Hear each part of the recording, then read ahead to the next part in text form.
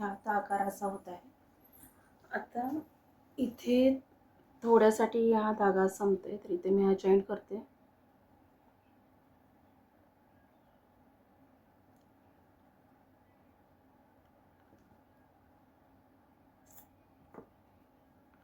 आता इथे आपण हे कंप्लीट करून घेऊया. 1 2 घेऊन याच्यातून घेऊन दोनातून एक, दोनातून एक आणि परत दोनातून एक आणि परत त्याच साखळीतून आपण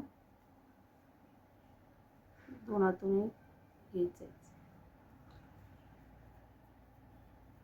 परत दोन साखळी आणि इकडे मग खांब.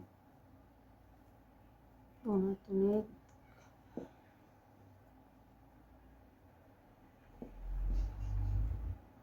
दोनातून एक आणि दोनातून परत दोन घ्यायचे, परत याच्यातून घ्यायचे, दोनातून एक, दोनातून एक आणि दोनातून. त्यानंतर परत दोन साखळी घ्यायची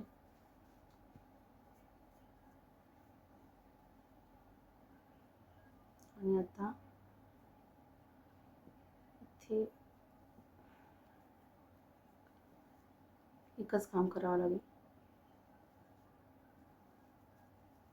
आणि हे स्लिप स्टिच करायचं इथे.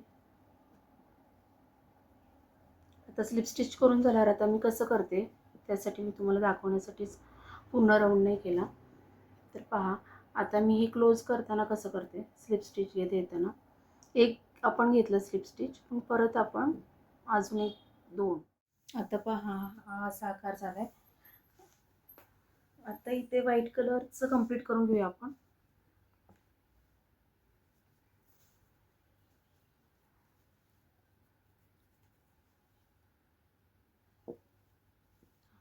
अर्धा काम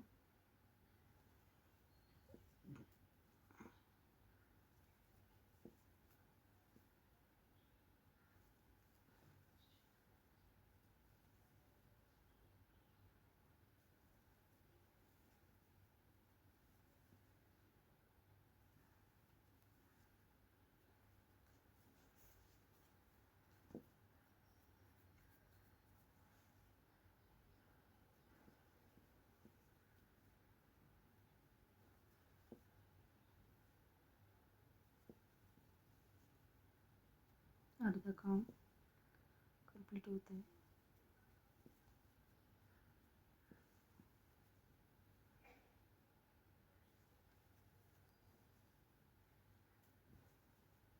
आता इथे आपण स्लिप स्टिच घेऊया. एक घेतली मी, परत दोन, तीन आणि चार.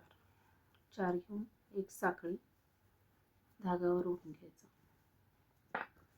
मधून कट करायचा, हा इकडे घ्यायचा. आता पहा, हा वांगी कलरचा राऊंड कंप्लीट केलाय. आता घेऊया आपण व्हाईट कलर.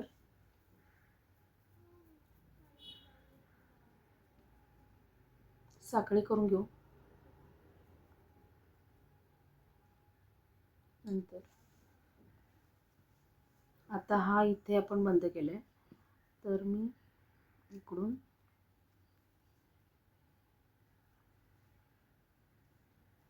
एक, दोन आणि तीन, तीन साखळी घेते.